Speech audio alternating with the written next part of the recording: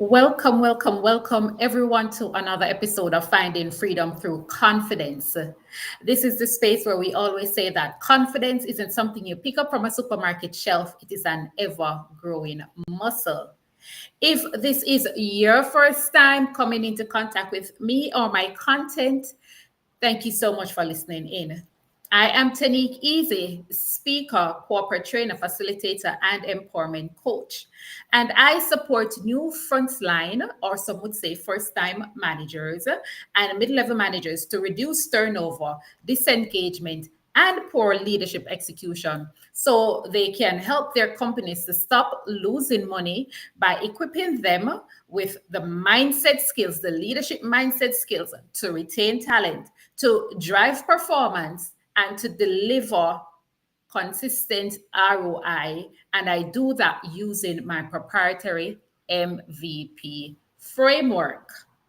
Now, before we get into the recap, I want to ask, where are you joining us from? If you are joining us from LinkedIn, type in hashtag live. Let us know where in the world you're joining us from. And if you're on YouTube, because we're streaming both live on LinkedIn and on YouTube. And so let us know in the comments where you're coming in from. Welcome, welcome, welcome. Good morning, good afternoon to Nicholas from Accra over there in Ghana. Right, Nicholas, you are in Accra, Ghana. Yes, thank you so much for joining us. And it is afternoon, Nicholas's time. Always a pleasure seeing you and having you join us. So last week, we looked at the surprising truth that leadership success doesn't start with perfect confidence, but instead, what it does, it's about belief and focus. And so we talked about how belief shows up for first time managers, for new managers, and that is you trusting your potential, believing in your team, and taking small leadership acts that will build your confidence muscle over time. Because again, confidence is not built in a day. Confidence requires irrefutable evidence so that when doubt comes up, you have that receipt to show that you have done this before or you have done something similar before. And so we talked about how focus protects mid-level managers from burnout by them aligning every action with purpose but not pressure. And so when you pair belief with focus, you move from surviving to becoming a true leader.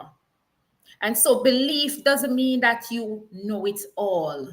It means that you're choosing to trust your ability. That's what belief is. Good morning and welcome to Lisa. So much. Thank you so much for being here with us, Lisa Favec, this morning, the menopause, perimenopause queen here on LinkedIn. If you haven't yet followed her, you need to do so. And also just connect with each other in the comments, whether you're here live on LinkedIn or on YouTube.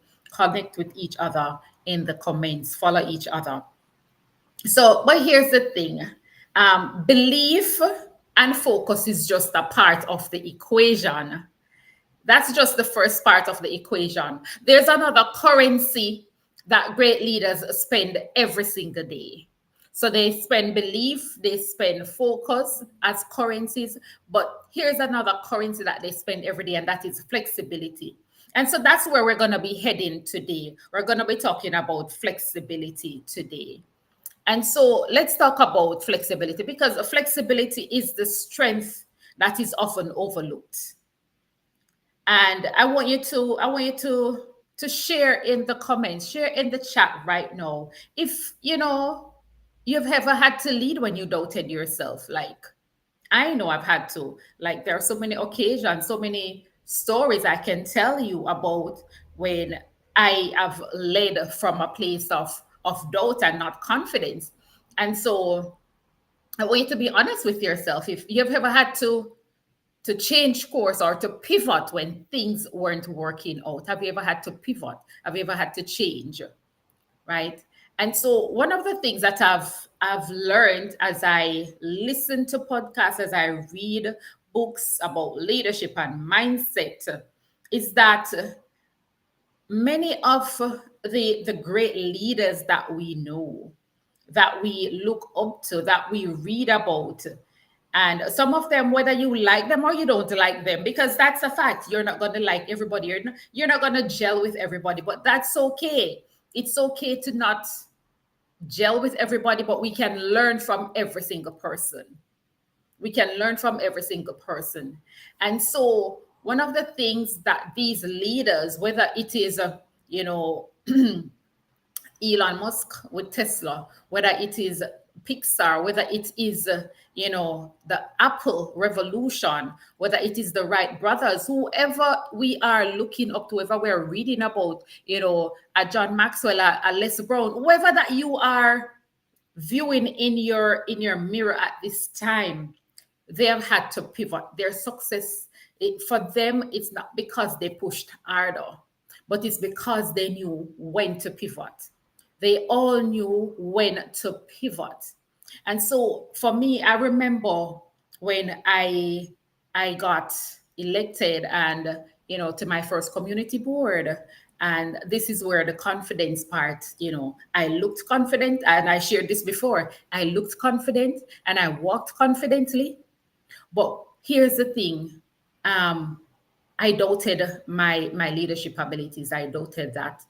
And one of the other things when it came on to even my flexibility was that I had to now learn how to navigate conflict in that space, right? To navigate conflict, to navigate feedback, because the feedback in that space was different from the feedback that I was used to in terms of my role when I am in my regular day job. And so there are many times when I would want to quit this board, but I didn't. I didn't quit because everything in me, even though everything in me wanted to quit, I wanted to prove to myself that I could do this and that I'm able to pivot, I'm able to learn, I'm able to look at this. I'm able to look at this and to gain, the strength, because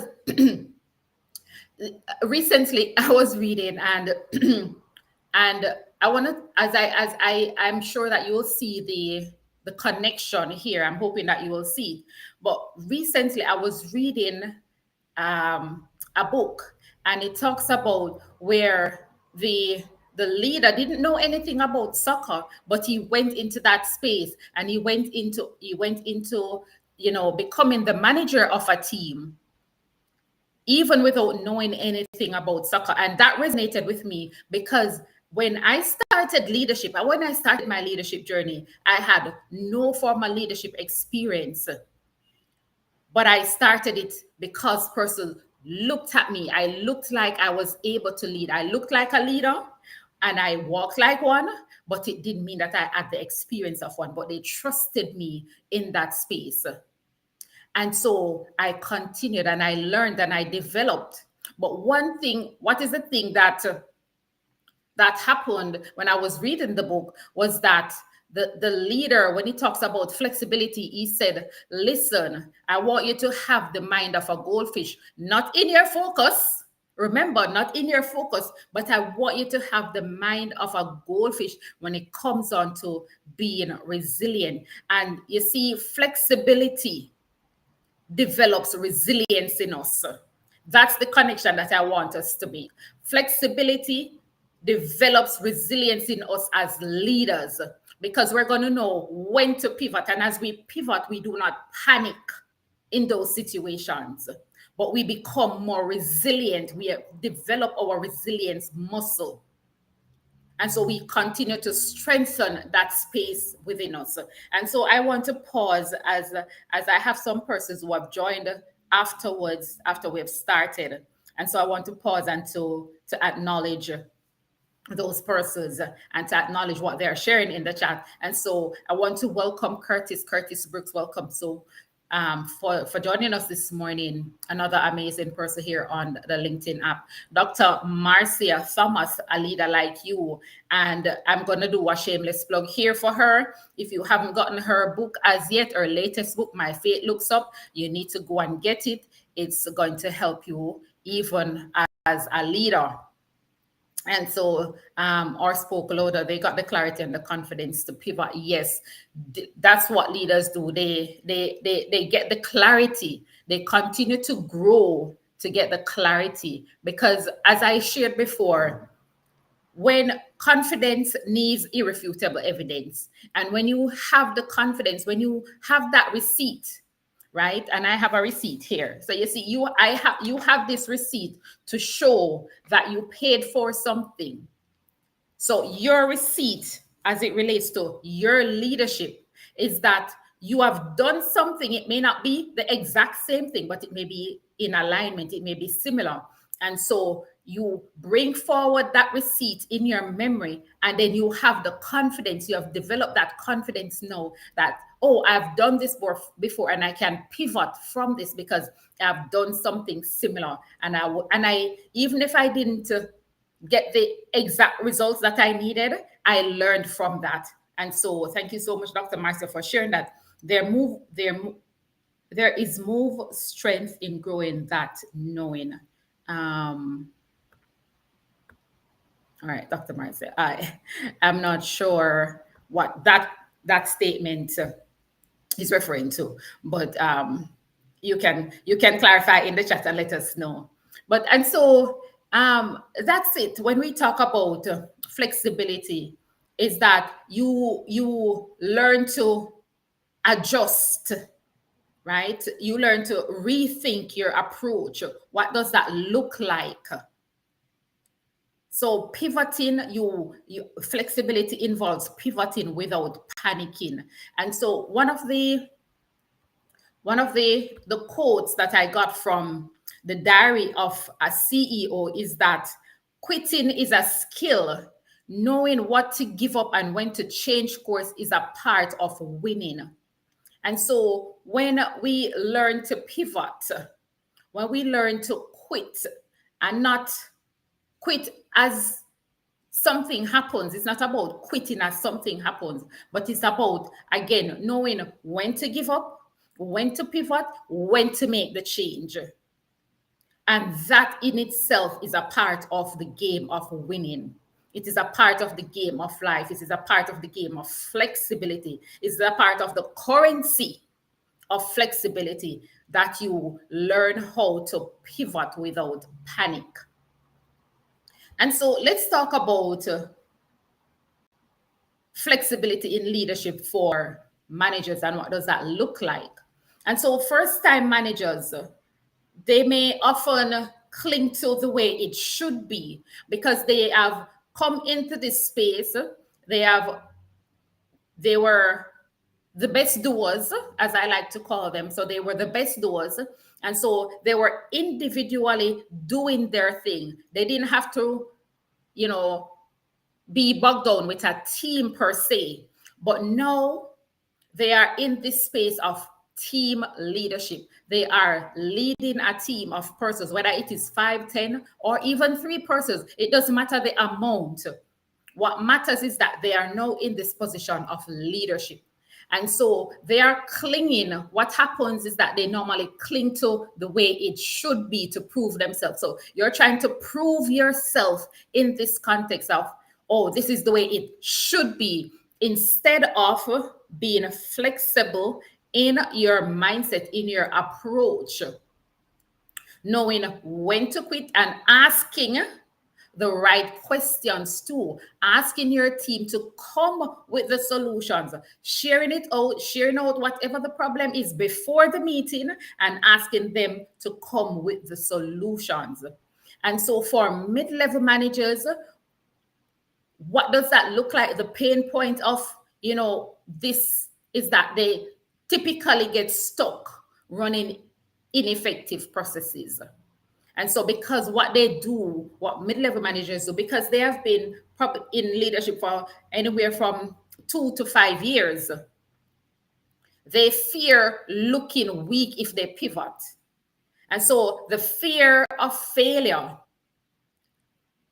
keeps them using these ineffective processes more than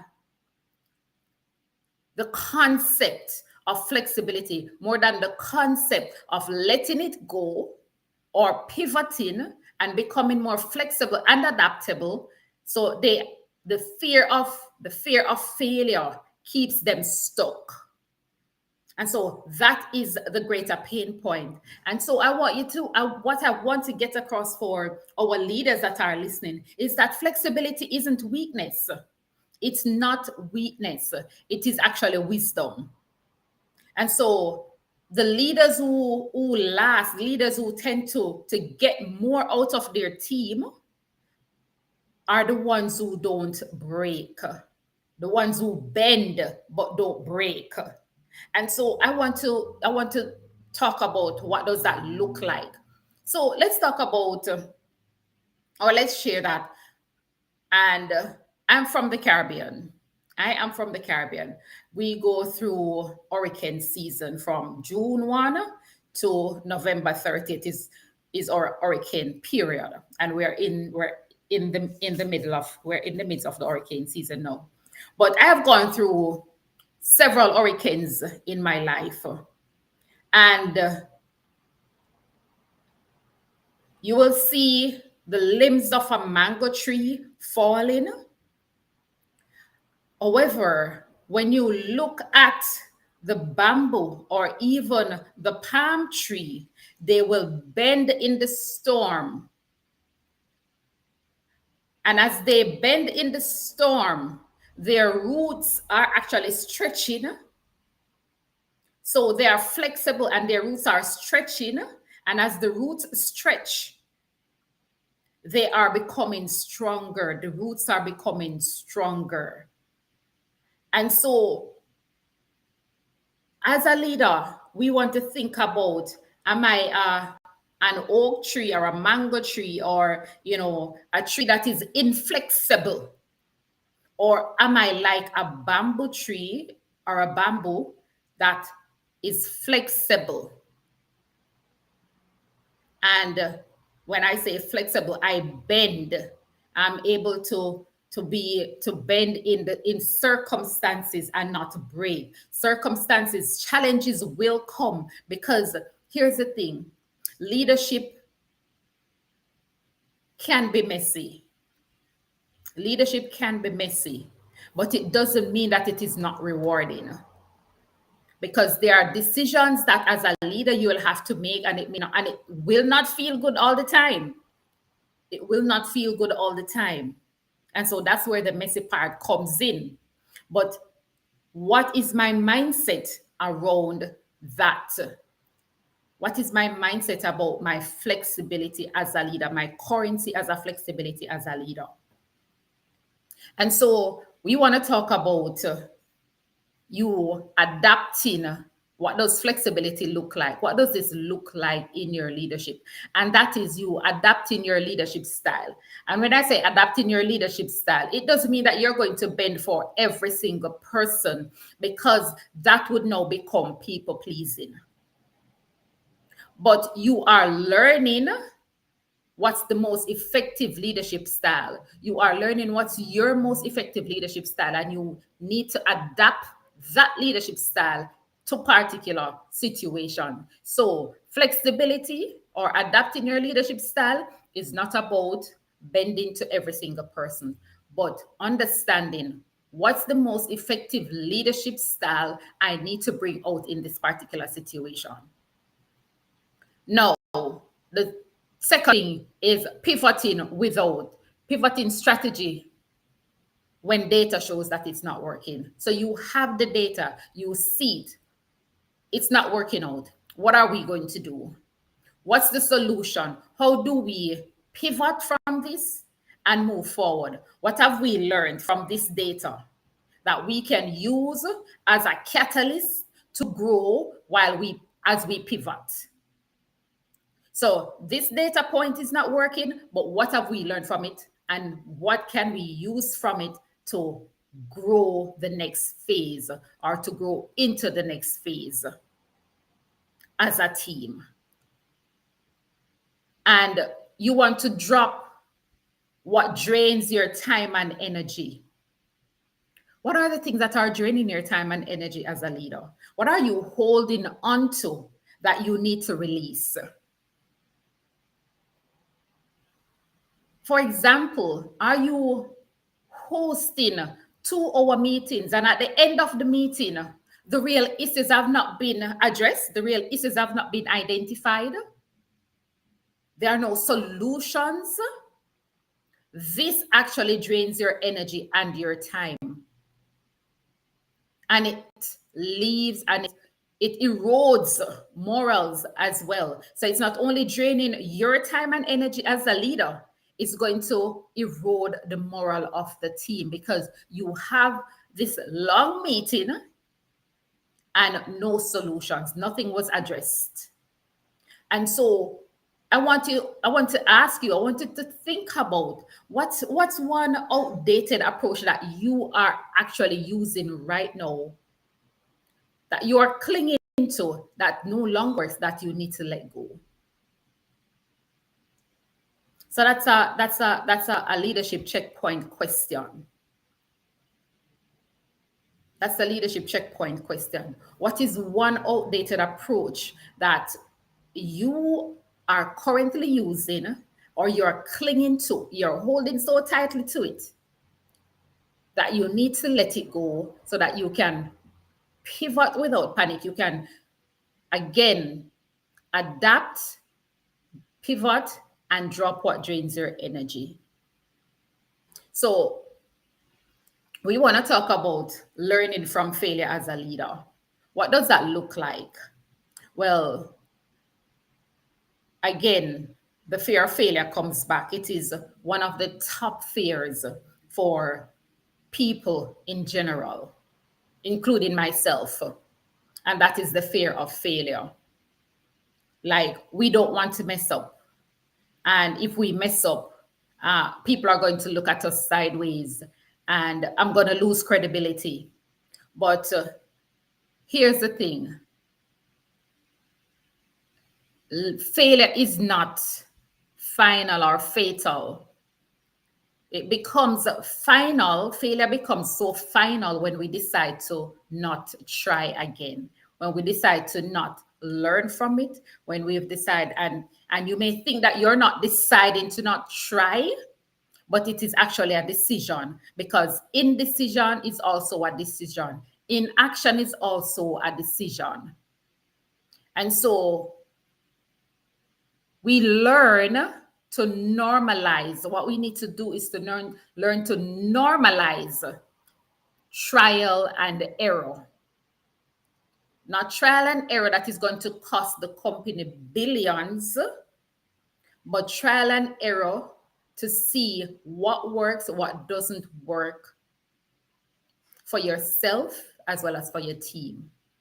And so we're going to try, we're going to learn, and we're going to adjust as we go along. And we want to also normalize curiosity. So as we use failure as feedback, as we learn from failure, we want to normalize curiosity. There's an old adage that came to my mind as I was preparing for this, and it's curiosity kills the cat. And maybe Dr. Marcia, because I don't know if this is an adage that other persons know, but especially us here locally in Jamaica, we talk about curiosity kills the cat. But I want to say, does it really though? Does it really kills the cat? Does curiosity really kills the cat? That's something for us to ponder on, because that's, again, is a mindset that requires another mindset shift. Because as Dr. Jo Brown said in her book, See Your Elephant, What's Holding You Back? Curiosity drives us to investigate new concepts, new viewpoints, new experiences. And then it now enhances our comprehension of both ourselves and the world around us. And so, as leaders, are we building curiosity? Are we normalizing curiosity in our teams? Are we normalizing curiosity for ourselves? Because when we become curious, when we decide that we're going to learn more, we're going to explore more, we're going to investigate more, it broadens our perspective and it promotes growth within our teams. And so many of us may not agree, or we may not like, the rhetoric of a Elon Musk, but his curiosity drives innovation and creativity, and it transcends traditional thinking boundaries. And we can look at other leaders that curiosity drives innovation. It drives innovation. It drives us thinking outside of the box. And so we need to think about that. And so the third one is then building resilience. How do we use failure as feedback? How do we learn from failure and use it as a part of our flexibility building account? We are building our account in flexibility. We are topping up on the currency of flexibility. And this is a part of it because failure is a part of the winning strategy. How do we normalize, or how do we build resilience? And so resilience is our ability to adapt to negative. I want us to underline and underscore that. It's not just change. Resilience is our ability to adapt to negative change and recover from it as quickly as possible. How quickly do we recover? And I like to say that it's not the person who bounces back the fastest, but it's the one who bounces up with the lessons. Because you may bounce back fast, but you may not have learned the lesson. You may not have developed within that space and context. And so, as a first time manager, you get into your role, and within it, when you're in that space in a few months and some negative change happens, negative change that starts to take place, how do you transcend this? What do you do? Do you succumb to the negative change? For example, you have to lay off. Layoffs are going to happen. Do you succumb to the changes that are happening? Or do you surmount it? And so here's what I want you to know. Sometimes resilience doesn't seem strong at first glance. It may not seem very strong at that time. But as you continue to build it, you realize that you are becoming stronger. You are able to navigate, and you're able to navigate these negative changes and recover and use what you have learned within that period, within that space, within that context to grow yourself and to grow your team. And it comes back to the mindset. What is your mindset when it comes on to failure? Dr. Marcia says resilience is endurance and a purpose alignment. I have to put that one up so that others can see it. And so we are wrapping up. How can one bounce back fast? Can you bounce back without learning the lesson? Absolutely, Dr. Marcia, you can bounce back without learning the lesson. Personally, I have gone through situations and I have come out of it, like I've bounced back from it, but it didn't mean that I learned the lesson that I was supposed to learn. And so I had a similar experience, which when I went back into that experience, it brought back the thoughts of, but this seems so familiar, like I've been here before, because I have. But without learning the lesson, we can come back, but we may not always learn the lesson. But when we learn the lesson, that's where our resilience, that's where our flexibility, that's where our focus, that's where our belief comes in. And so, yes, we can bounce back fast. We can, decide. And again, how can we bounce back fast? Going back to what I think is Ted Lasso is his name. What he says to his team is have the mindset of a goldfish, not as it relates to focus, but as it relates to flexibility, as it relates to bouncing back, as it relates to resilience. Bounce back fast from it. Use that. Don't dwell too much on what had happened, on the failure. Don't dwell too much on the failure, but bounce back fast enough.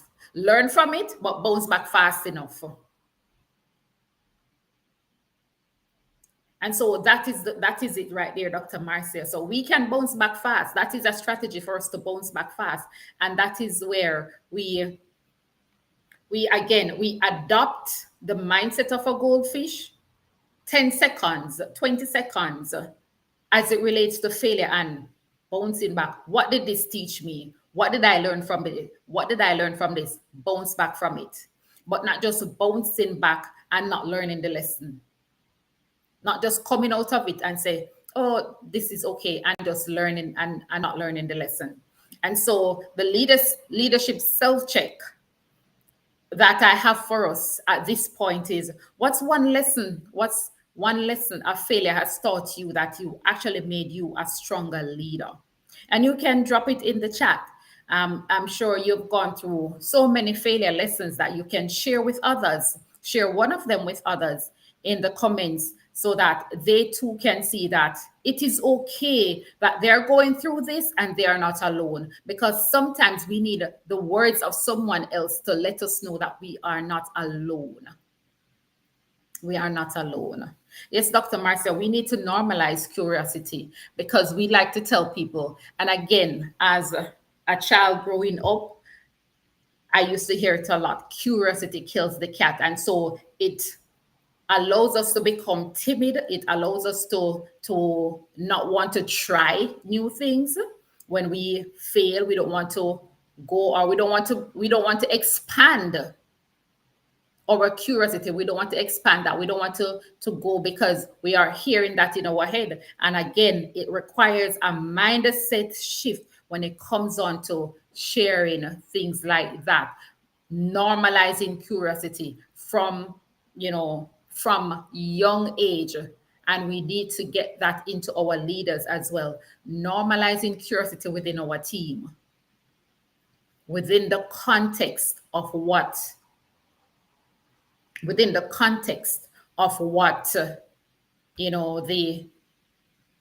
the organization will allow you. I'm not saying to go outside of what the organization will allow, but allow the curiosity to develop. Right. Resilience is what we take out and not what we come out of. Absolutely, Dr. Marcia. Absolutely agree with you on that one. And so, how do we become an adaptive manager?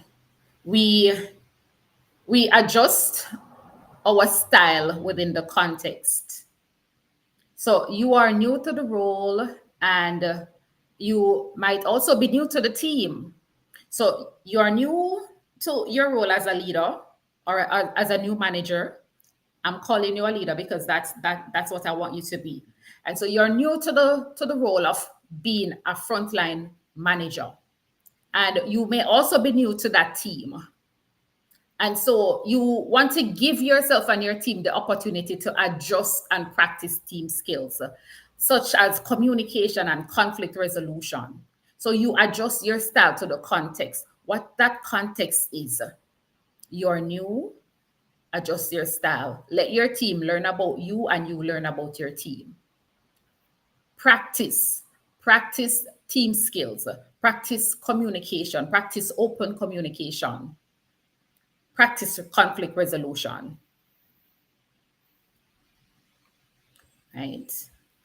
Practice those things. And then use failure as a leadership balance sheet item. You can see failure as a total withdrawal that lands you in overdraft, in an overdraft mindset.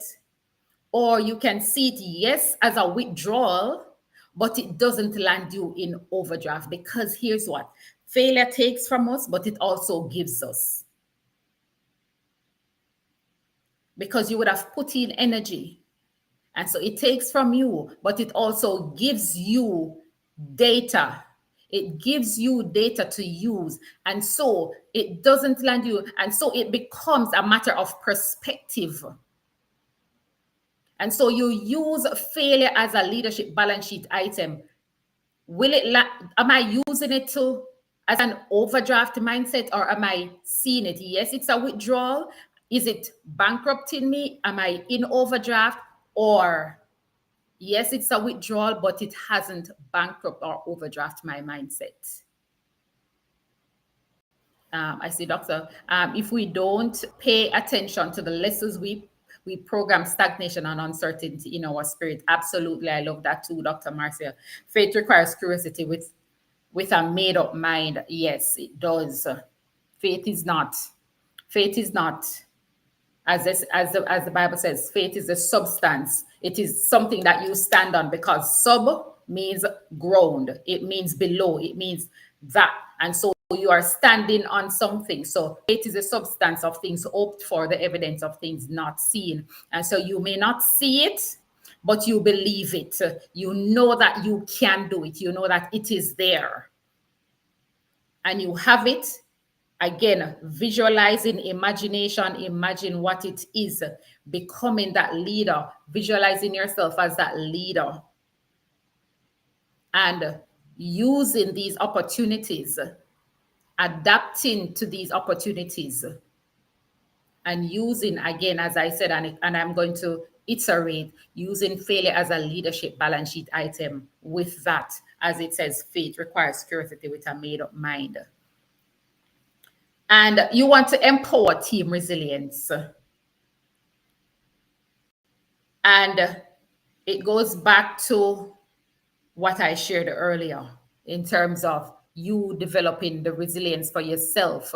So it's, am I building? Am I recovering? Are we as a team recovering from the negative change that is happening? Are we learning the lessons? Or have we learned the lessons? Or are we succumbing to these negative change? And so that's how you flexibility and learning in action. That's what it is. That's how it comes out. And so I want to challenge us this week. I want to challenge us this week is that choose one thing that you need to pivot on. One lesson you can pull from a past failure. What is one lesson you can pull from a past failure? And see how it shifts the way you lead. See how it shifts the way you lead. Because here's the thing. The surprising truth behind any leadership success, it doesn't matter whether you are out there and you have 10 million followers or subscribers, or you are just starting out.